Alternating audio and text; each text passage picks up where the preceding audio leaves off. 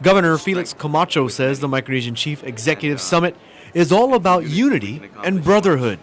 We realize and recognize that we are limited in our resources, but by collaborating and cooperating on initiatives such as our environment, such as the Micronesian Challenge, and now there's a new association that's being formed up to deal with all the energy initiatives, our workforce development, and how we can avail ourselves to the opportunities for the military buildup. So it benefits not just Guam, but the Northern Marianas and all of Micronesia.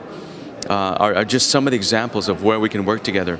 Much of the focus of the conference is on what's called the Micronesian Challenge. So what is the Micronesian Challenge? Republic of Palau President Johnson Torribiong explains.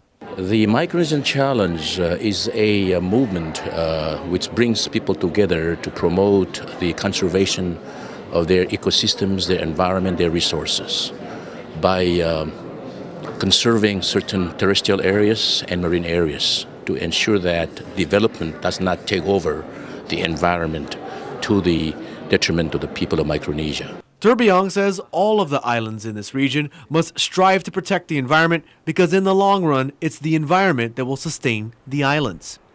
One of the major environmental concerns of the islands is rising sea levels, a phenomenon that most scientists have attributed to global warming. The Micronesian islands are the most vulnerable to climate change. In fact, Torribiong says that various low-lying islands in Palau have already felt the effects of this climate change. Salt water are now undermining the coastline, the beaches are being washed away, and sometimes the salt water seeps into the taro patches. So we do not know whether this is it's being caused by climate change or global warming or whether it's a natural phenomenon, but we have to address the threats of the rising sea level.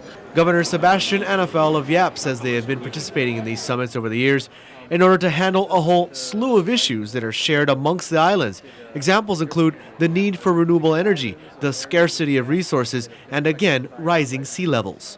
Oh yes, we're very susceptible to sea level rise.